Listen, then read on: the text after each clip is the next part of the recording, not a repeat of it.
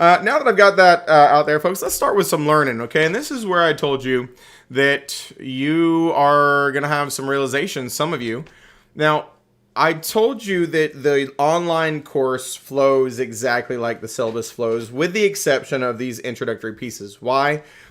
I like to add in some very heavily testable North Carolina stuff right off the bat. Like really in-depth, really confusing stuff. But it's good because you're hearing it now and you'll hear it again later. So it's just a really good introduction to it. So what I'm about to teach you is North Carolina specific. This comes directly from the License Law and Commission Rulebook. Now I'm going to tell you what you need to know about the License Law and Commission Rulebook in just a second. But when we're dealing with a license in North Carolina, well, folks, let me ask you a question. Let me go back here for a second. Let me ask you a question. Do you need a license in North Carolina to sell your house?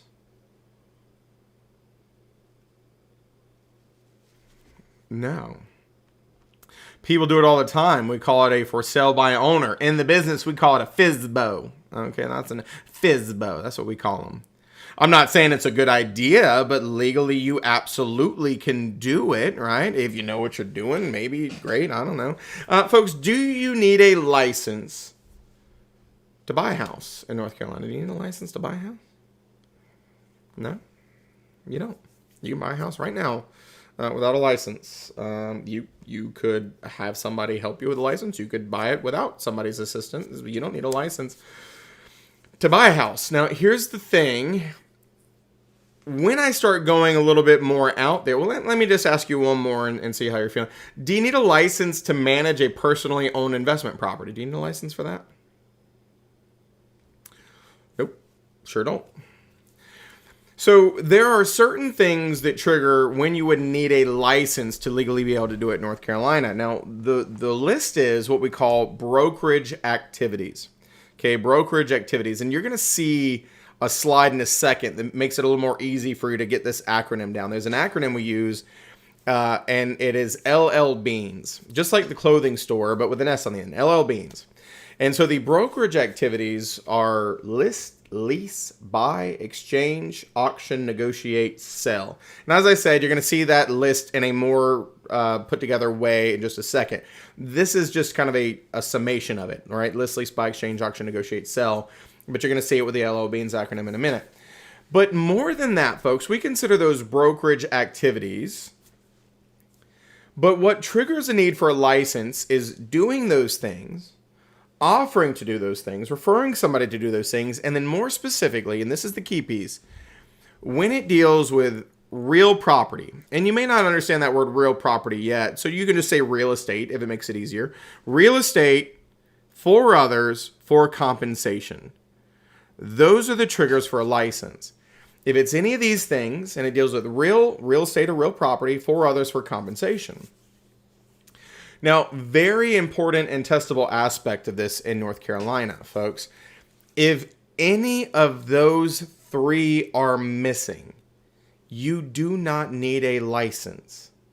It is that concrete. It is definitive. If one is missing, you will never need a license. So let me give you an example here. Okay, here's the three pieced together as this puzzle. And if one piece is missing, you don't need a license. And so in other words, you already told me that you can sell your own house without the need for a license. Well, you're selling real property. You're probably going to make more money because you're not having to pay a broker, but it's not for others. You see how that works? It's for yourself. You are selling your house. If you buy a house, right, real property, you may negotiate some more money, but it's not for others. You don't need a license. Folks, let's take this to an even weirder place. If Ashley A assisted Savannah, I'm just picking y'all two because y'all are like right there side by side on my screen here. If Ashley A was friends with Savannah, Ashley A could help Savannah buy a house or sell a house. And as long as she didn't get paid, there was no illegal brokerage activity. Let's say they're friends, right? Maybe Ashley, she's like, I worked with a real estate agent. I know some stuff. I can help you figure this out. And they go and they figure this thing out together. If Savannah doesn't pay Ashley, she didn't need a license. That was not illegal brokerage activity because it was real property. And Ashley assisted Savannah, who was somebody other than herself. But if there's no compensation, nothing of value, no license was needed. Does that make sense? If one is missing, you didn't need a license. Now, I don't know why you would want somebody unlicensed to assist you. I don't know why you would offer to help somebody if you weren't licensed, but the fact still remains. There are going to be a lot, and I mean a lot of test questions on this concept where we give you scenarios and you tell me whether we need a license or not. Now, folks, let me tell you one of the weirdest things that may or may not hurt your feelings right here, right now, okay? And listen, don't just take it with a grain of salt. You're here, just roll with it. What about if you folks right now who are unlicensed went out and bought a house? Could you elect to not use a real estate broker, put in the offer in on behalf of yourself as a non-real estate agent, but then in your offer, this is what you ask for. You say to the seller and to the listing agent, well, I know that if I would use the buyer's agent, you were going to pay them 2.5%. And I want you to give me, the buyer, all the money that would have been the buyer agency commission. Can you do that right now?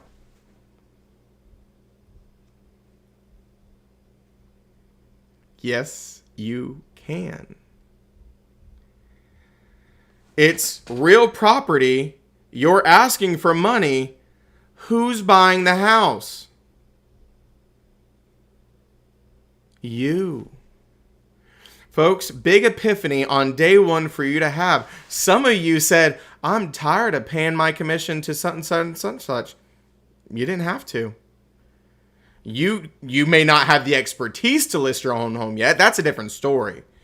But every single one of you in this room could have listed your home and pocketed the commission that would have been due to a listing agent. Every single one of you could have put in an offer on a home right now and asked for the commission that would have been due to a buyer's agent and gotten paid. Now, there are legislation laws that say it has to be on the closing disclosure. We'll get more into that later, that the lender would have to approve it, but you do not need a license to do it. Now, this is one thing that I've got to warn you about.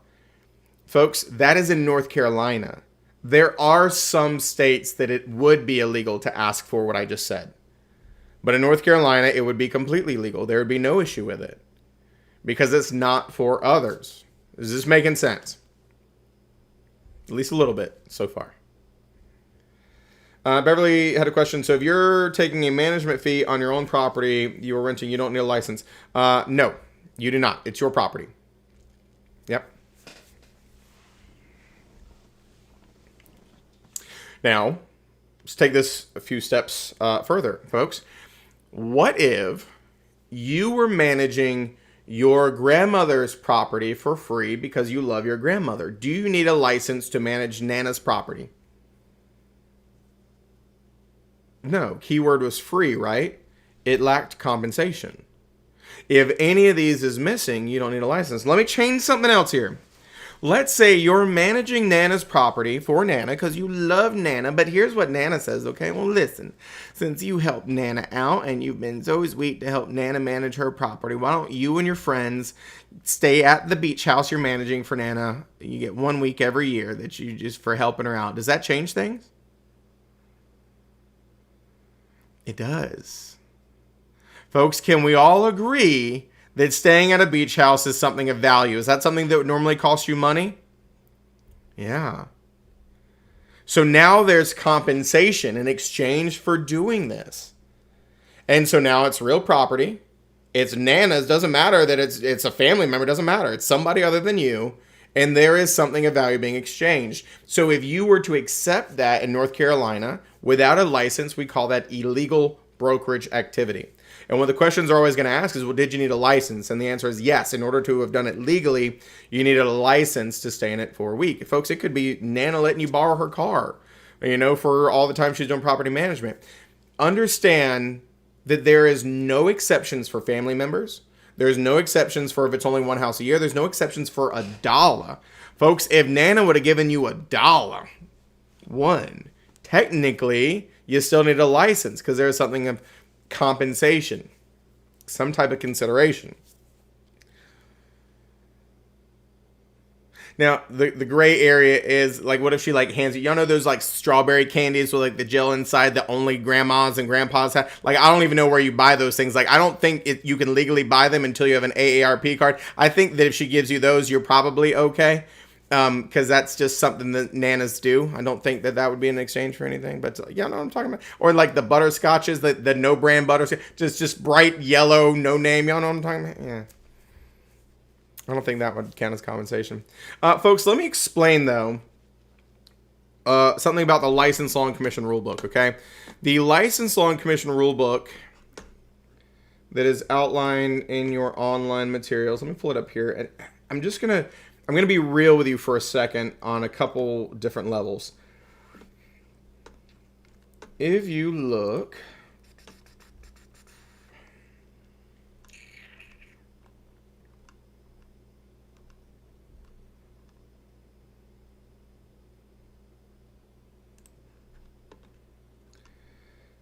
and I sent you the License Law and Commission Rulebook, folks, but let me explain something here.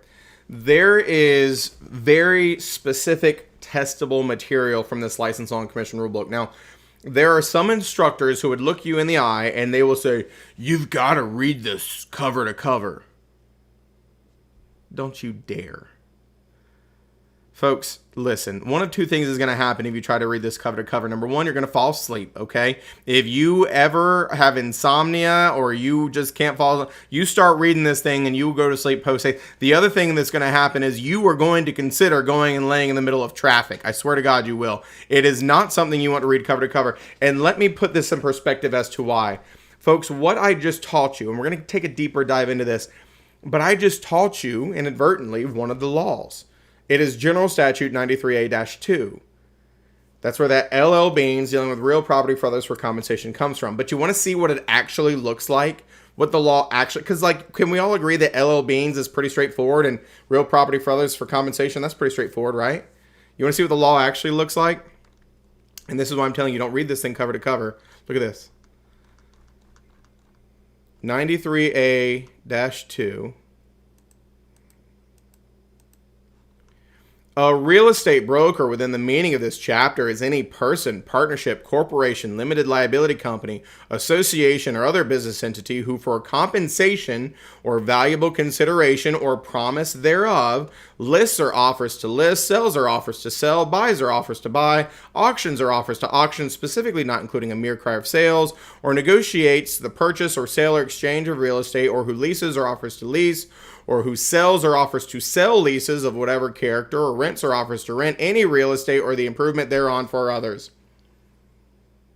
Do you love it? Isn't that great? Folks, this is the most convoluted crap that you will ever try to read. You know what this is? A bunch of 90-year-old attorneys with nothing better to do than making this confusing as all get out wrote this, okay? You don't need this negativity in your life. But I will tell you, there is a lot of material. That's exactly right. James, like, where's the traffic? I told you. So the thing is, there's a lot of very testable laws and rules, and I'm going to teach you a lot of them throughout. But when we go back to, let's just use the 2023 syllabus, there is a specific testable section called License Laws and Commission Rules. And so I would say focus on these specific laws. This is a section right here. Folks, there's stuff on recovery funds. There's stuff on there's a bunch of nonsense that you're not going to be tested on. But what you do need to know is the specific laws and rules outlined in the syllabus. And we're going to teach you most of them in class and in passing. But you can also pull up these hyperlinks and it'll go to the actual individual law or rule. And then the only other thing that I would say focus on for the license law and commission rules is what we call the comments section. And so let me just give you a quick rundown. You're not going to remember this, but I'll still go ahead and share it with you because we got to build up on layers of education here. There is 3 sections to this. One is North Carolina real estate license laws, which is some of the stuff we're starting in. Commission rules is the next section. So basically rules as enacted by the North Carolina Real Estate Commission that are enforced by the commission. And then the third section is the laws and rules comments. It's basically like, hey, we understand that this is legal jargon crap that you don't understand. So the comments section kind of reduces it to layman's terms and gives you examples kind of like I'm doing right now. So if you're going to read anything directly from this book, make it the comments section. because it helps you understand some of the more testable laws and rules. But this is just me introducing it to you. We will talk more about this later. Everybody with me still so far? So going back to these examples, okay, real property, 4 others for compensation. Well, folks, let me throw you a curveball here. What if Tara calls me up tomorrow? She says, hey, Seth, listen, your class didn't suck, okay? And I appreciate you as the person. I said, well, thanks, Tara. I appreciate that. And she says, well, listen, my brother is interested in buying a house. And since I'm not licensed yet and you are, can you help my brother buy a house? I say, well, sure, Tara, absolutely happy to. And Tara says, well, listen, since I sent you some business, why don't you send me a little something, because I put you in connection with my brother. Now, folks, understand this. It doesn't matter what that something is. If I send her a $500 Visa gift card, if I send her a bottle of wine, if I send her something, folks, a referral would still fall into these categories, because what just happened? Tara referred somebody to buy, so that's a brokerage activity. And it's her expecting compensation for helping or referring somebody to buy real property, and the person buying the real property is not Tara. It's her brother. Everybody with me? Folks, if I sent her a Visa gift card, a bottle of wine, an Applebee's gift card, a Starbucks gift card, folks, even for $5, technically, she just got paid for a legal brokerage activity, because a referral is a brokerage activity. Now, let's be honest with ourselves. Do you think there are real estate agents out there sending gifts and presents and money to past people who refer business to them? Do you think that happens? Of course it does. But it's not legal. And so for the test, focus on what I'm telling you. It's not legal. Just because, like, well, my agent sent me a case of wine after I sent her my brother. And it was illegal, but it does happen. It's where I go back to the speed limit. Focus on what I'm telling you, not what happened in your personal life. Everybody's still following along here. So if you're working for yourself, you don't need a license. If you're working for others without getting paid, you don't need a license. But if you're working for somebody else or sending business to somebody else and you don't have a license and you're getting paid, it's a legal brokerage activity. In other words, you needed a license to be able to do that legally.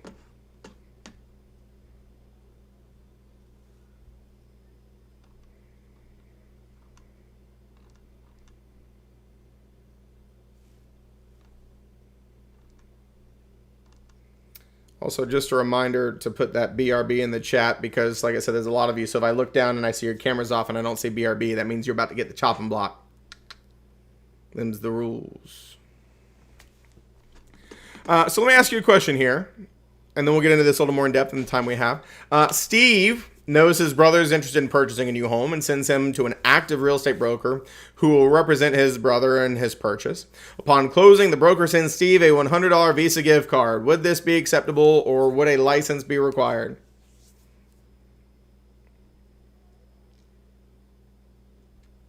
I know, I didn't really make it a yes or no, right? You're like, I got to type something. There you go. License required, right? I just gave you this example. A referral would be a brokerage activity, and so it is somebody other than themselves purchasing. He's getting money. It's dealing with real property. He would need a license. To pay him like this would be paying him for a legal brokerage activity. Can't do it. How about this one? Susan manages a house she owns and books all the tenants and negotiates the rent amounts. She saves a lot of money managing it herself. Is this acceptable? Does she need a license?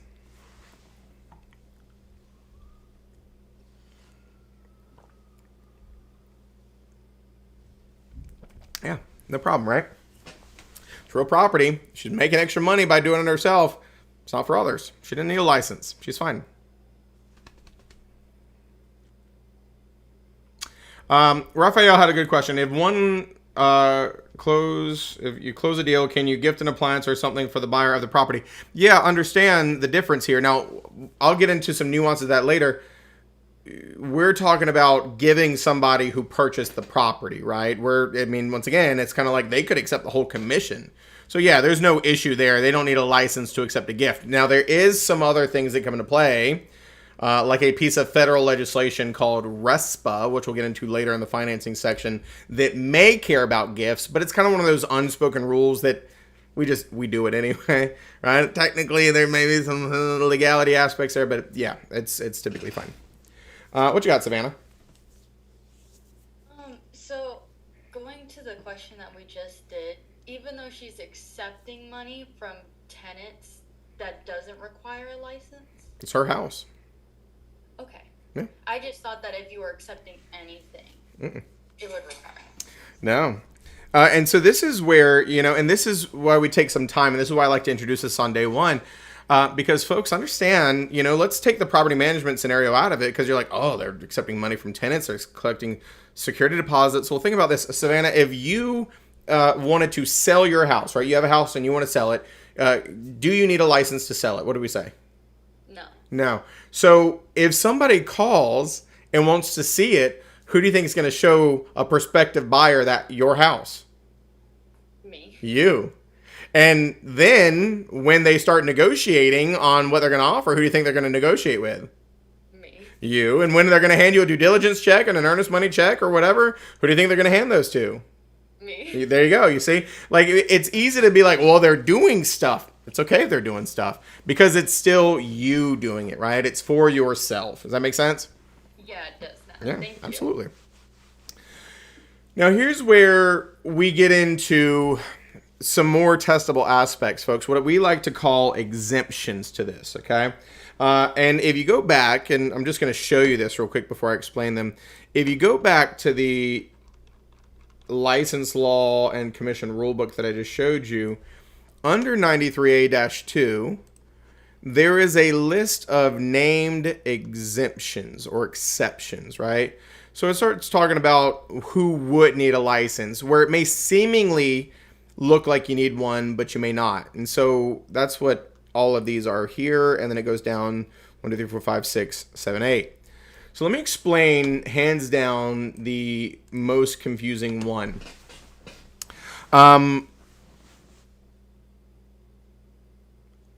Beverly, which scenario are you talking about with dual agency? Oh, you're muted. I'm sorry.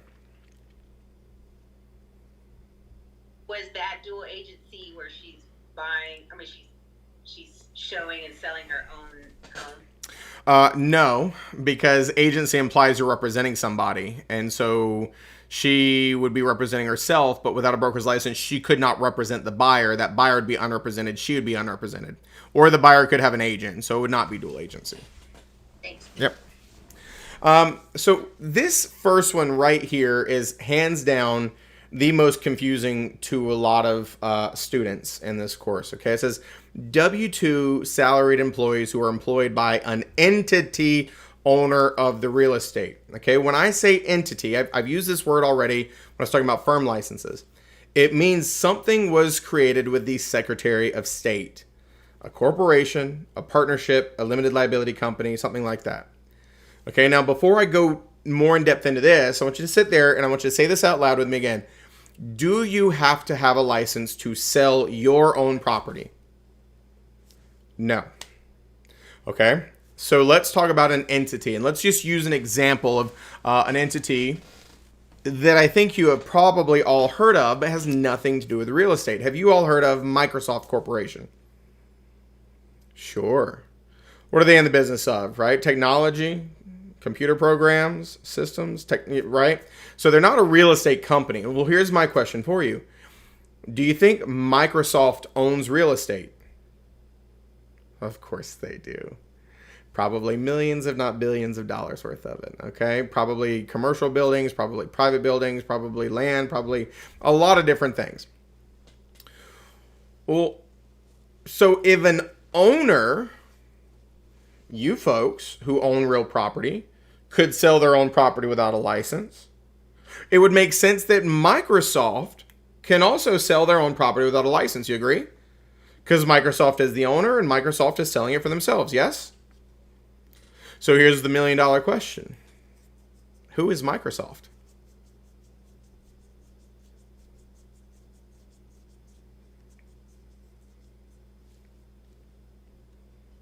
They're an entity. They are an entity. So who's going to sell the house? The entity. Sure. But an entity is a fictitious thing. It exists because we say it exists. A fictitious entity can't put a sign in the yard. A fictitious entity can't show the property to people. So who's going to do it? The employer of the entity. It's going to be whoever the representative is. All of the employees of the entity. Folks, here's the interesting thing, okay? If you are a manager, a employee, if you're on the books of that company, you are Microsoft. To the extent, folks, it does not have to be a specific person. There is nothing stopping Microsoft Corporation from walking into the employee cafeteria, looking at the guy who's washing the dishes and say, "Hey, Steve, take a break. I need you to go show this property we have for sale on the corner of West and Main." There is nothing stopping them. Why? Because Steve, who washes dishes as a W-2 employee, is Microsoft. Just like Bill Gates is Microsoft, just like all the managers, the CEOs, they're all Microsoft. Does this make sense? Any employee of an entity owner acts as an extension of the entity owner. Now, here's where students screw themselves over. Folks, if you're an employee of an entity, they can just appoint you, you can go out, you can sell it. But if you own your own home, okay, who have I not picked on yet? Chelsea owns a house, and Chelsea wants me to go out and sell it for her. And let's say I'm not licensed. Are Chelsea and I the same person? No. So now that Chelsea's bringing in a person named Seth, it's going to be real property for others for compensation. Because when you're dealing with individual owners, there is no two people that are the same. The only exception would be Siamese twins, and I promise they're not going to be on the test. Okay? So you see the difference there. If I was to ask you, could Chelsea hire an employee and bring in somebody to do this, and they sell her house or manage her property? No. Because it's real property for others for compensation, a license would be required. But every employee of the entity is an extension of that entity. Is everybody with me? Mm-hmm. It's one of those things that really, really trip students up. And so let me take this a step further, folks, okay? Because it really is about ownership. Who owns it? True story. When you get your license, you have to go through post-licensing, as we talked about. And so in one of the post-licensing courses, we get into this in a lot more detail. And I was explaining this to my licensees, albeit newer licensees. And I had a student in my class, and she said, "Well, Seth, wait a second. Did I even need my license?" Now, folks, here is the best answer to every real estate question. I'm going to teach it to you right now. Here's the best answer. Ready for this? The best answer to every real estate question in the entire world that you could possibly ask me is adult diapers.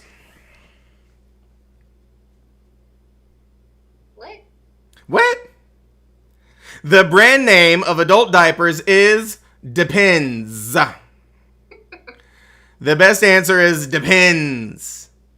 Folks, there are very few, listen, y'all don't come at me, okay? There are very few absolutes in the real estate world, and so the best answer for anything is depends. And so that's what I told this student. She said, "Seth, did I even need my license?" And I said, "It depends. Why'd you get your license?" Here's how the story goes. Well, my sister owns a couple of short-term rentals, and I'm getting my license so I can manage her short-term rentals for her. And I said, "Okay, well, it depends." And she says, "What does it depend on?" I said, if your sister, let's just call her sister. I'm very creative. Sister owns property A and property B. And sister hires student to manage these properties and pays her money. Student is somebody other than sister, so it's for others. She's managing real property. She's getting paid. She needs a license. But imagine that sister created a company called Sister LLC. But more specifically, Sister LLC has to own the properties. That has to be the name on the deed. And if Sister LLC owns the properties, Sister LLC could hire student as an employee, and now student as an employee is also Sister LLC and would not need a license. You see how that works? But the key piece is who owns the property. You can't just create an entity and hire an employee. That doesn't work. The entity has to own the real estate. You have to look on the deed, and it has to be owned by the entity. Microsoft would have to own it, not Bill Gates. Bill Gates can't own the property and use a Microsoft employee to sell his house. That's not going to work. Any Microsoft properties that Microsoft owns, an employee could sell it. Does this make sense? What you got, Brianna or Bree?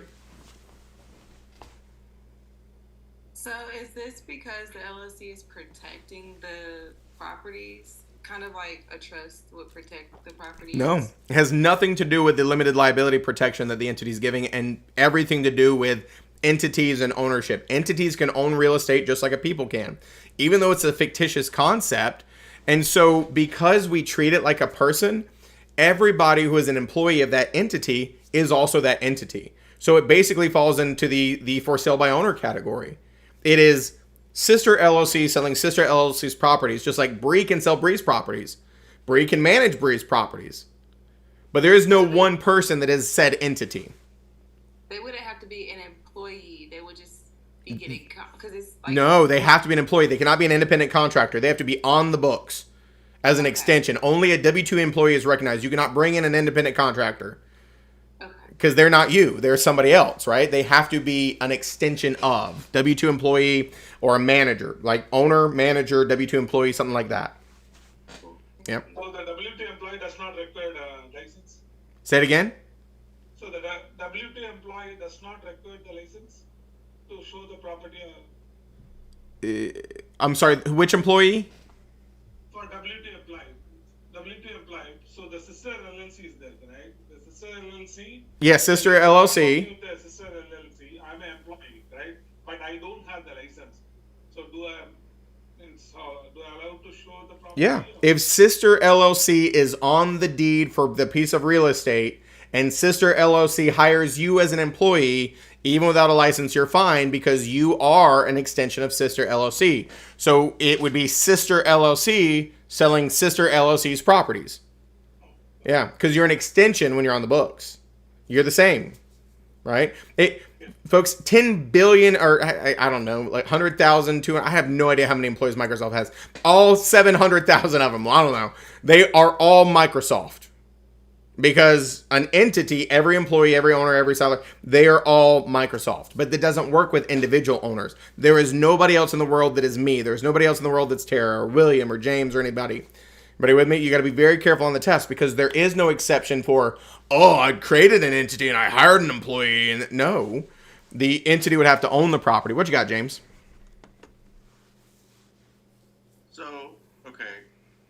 So you're kind of making it sound like it's only big corporations that can do this. So if it's like a small mom and pop company that has one owner, but said owner has a home in the name of the LLC, that still falls under the same thing because there's no board of directors controlling the LLC. Yeah, no, it doesn't change anything. So in this example, let's say sister LLC is the sister and the one employee, which was my student, the other sister. That's still a full-fledged exemption. She doesn't need a license because she is an employee of the entity that owns the real estate. It could be one person doing it as well. If James goes out and creates, what did you say, Brooks, right? Brooks LLC, and you own property in Brooks LLC, you can still sell your own property as the only member of Brooks LLC as a full-fledged exemption with no license. If you hire Beverly to work as your employee, she could sell your property as an employee of Brooks LLC as long as they own the property. Doesn't have to be a big corporation. It's just there is no person that is an entity. Everybody who's an employee is the entity. So it can be anybody. What you got, Beverly? Really quick, so how does that work with like fee managed properties? Like, you know, say like in an apartment complex where they've hired a fee management company. If you're an employee of the fee management company, the fee management company does not own the property, but you acting on the behalf of the fee management company, say as a property manager or a leasing agent or whatever, you don't need a license, right?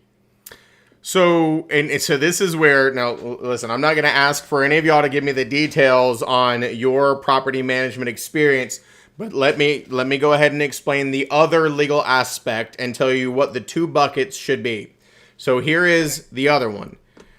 Folks, the other side of things is, let's just use property management as an example.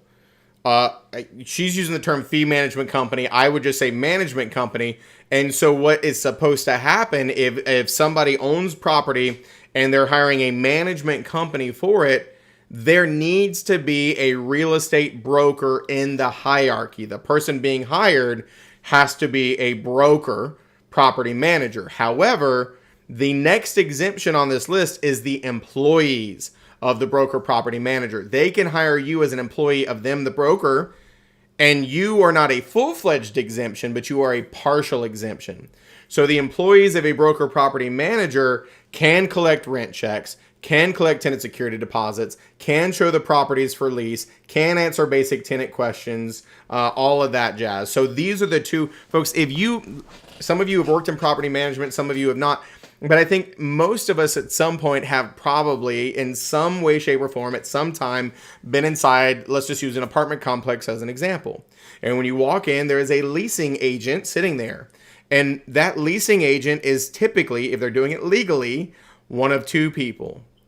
They are either an employee of a broker property manager who was hired to manage the property, or they are an employee of the entity investor who owns the building. This one is a full-fledged exemption. This person could negotiate the rent with you because it'd be just like an owner negotiating rent with you.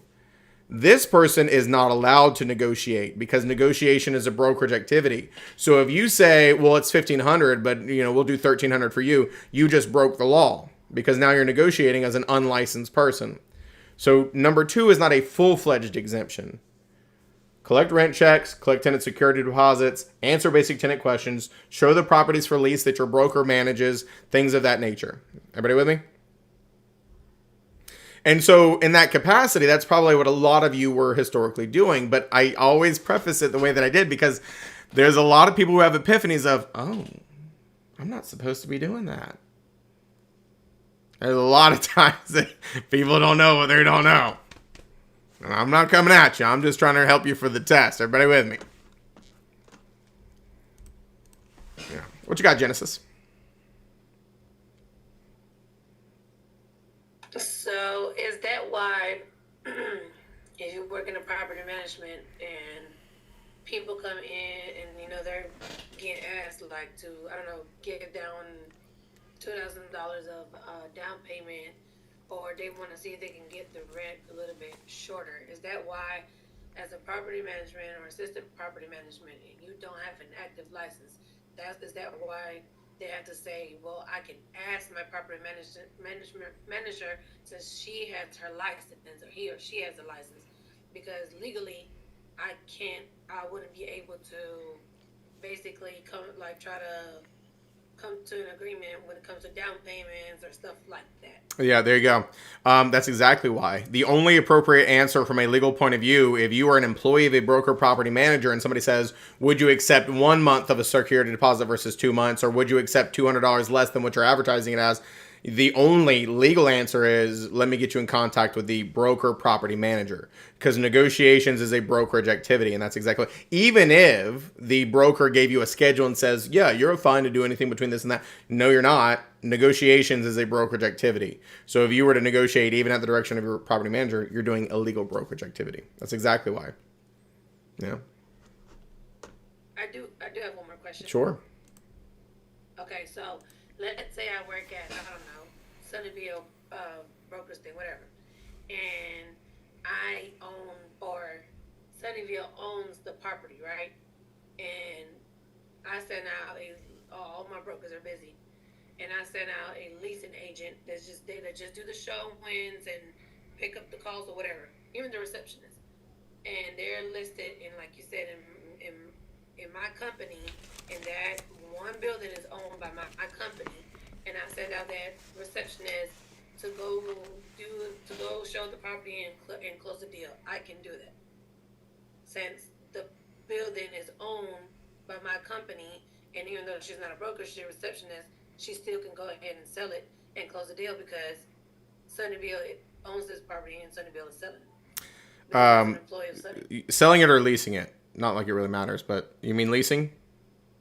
Yeah, Yeah. either one. Yeah, either one. Doesn't really matter. But yeah, based on the way that you just articulated it, if whatever company you just said owned the building and everybody working there as leasing agents, sales agents, or whatever were employees, then yeah, they could do whatever because they're basically an extension of the owner. They could negotiate, they could sign the lease, they could, do whatever because they're an extension. They don't need a license. So that's why I said number 1 is a full-fledged exemption. Number 2 is not. You're very limited in what you can do in number 2. Yeah. What you got, Raphael? Just to see if I understand, if there is no compensation, no license needed in either one of those two examples, correct? Correct. If there's no compensation, no license is needed. But what we're saying by telling you that those are exceptions is they can be paid as employees and they're still exempt. Okay, yes.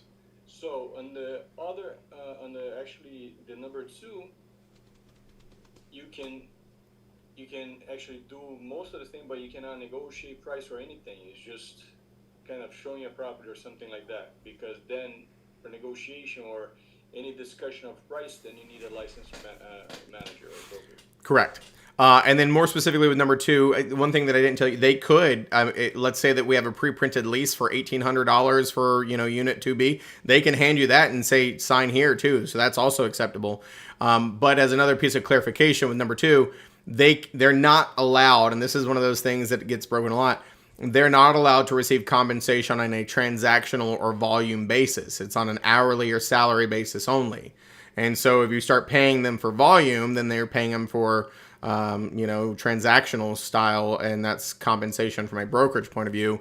And so that's technically not allowed. Number 1, yet again, nobody cares because it's an entity managing their own money. So if they got bonuses, nobody's going to bat an eye on it. Okay, so bonus is okay, but commission isn't. Bonuses and or commissions for number 1, nobody can stop it because it's the entity owner doing the entity owner things. Number 2, both would be a problem. Bonuses and or commissions based on sales or lease volume could be construed as brokerage compensation. But don't get too rabbit holey on this because it does happen a lot. Just, focus on what I'm telling you is going to be the most testable aspects of these. Thanks, sir. Yep, for sure. Oh, what you got, Parker? Does the person who holds the license in number 2 have to be a broker in charge? Ooh, that's a really good question. The short answer is most likely. And here's why. Because in North Carolina, you have to be a broker in charge in order to have a trust account.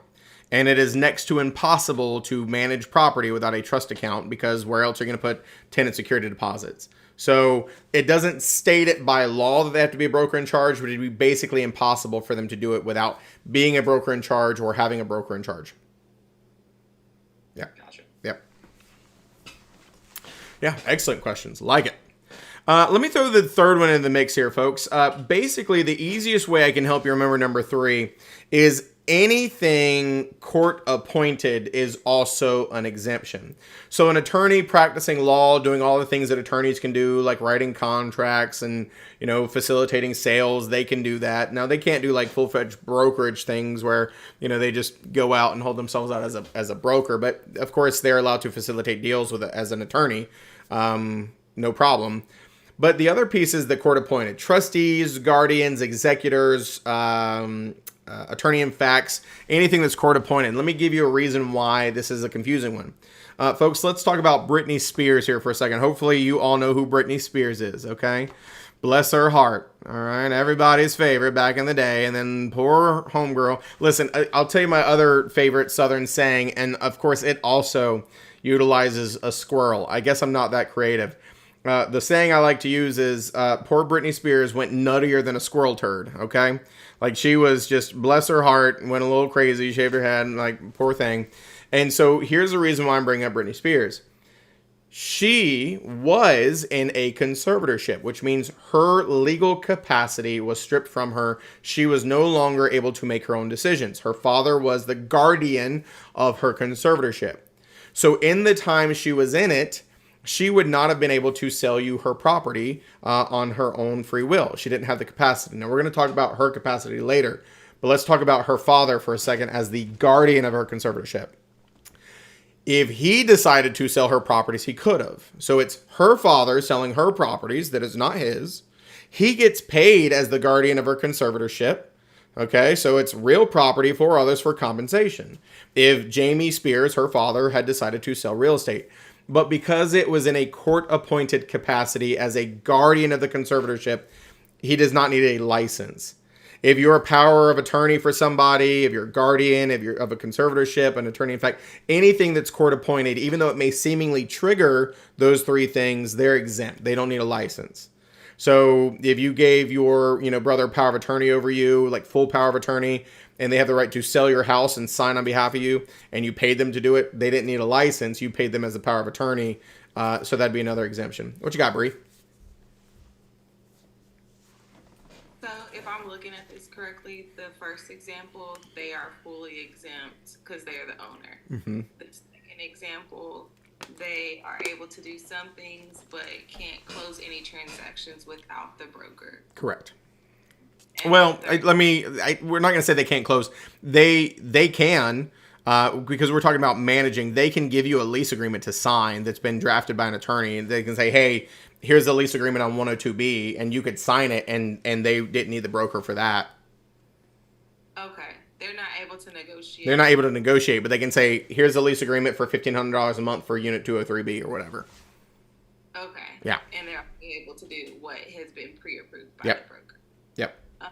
And then for the attorney and trustees, now they're back to being fully exempt due to legal documents. Yeah, they're basically acting as an extension of somebody because of some legally appointed relationship. Understood. Yep. Thank you. Mm-hmm. I thought I saw another hand. Antonia, what? Your hand's up, right? Yes. I had a question in regards to number 3. So say for instance, like, when someone passes on and say they leave their properties and things like that. So basically my question is, when it comes to the properties and things like that, and wouldn't it be, because I know that sometimes attorneys or court appointed attorneys for wills and things like that go over those things with the families. I wanted to know in regards to the like in that aspect of it, would depending on what's in the will depend in regards to their real estate, if you understand what I'm trying to ask. Yes, what is in their will depend on will depend on their real estate, but it would be very oddly specific. Now we're going to have a lot of conversations about this. In other words, their will could say one thing, but probate, which is where they go through all the legal wishes and ownerships and stuff, would say, no, we can't do that because it's not legal, it's not lawful, or some other reason. So the will is only one piece of it. There's other aspects of the law. There's liens. There's a lot of other considerations when it comes to that as well. So even though it may say, oh, you're supposed to get this, you may not, because something may supersede that. Okay. Yeah. Well, thank you. Mm-hmm. All right.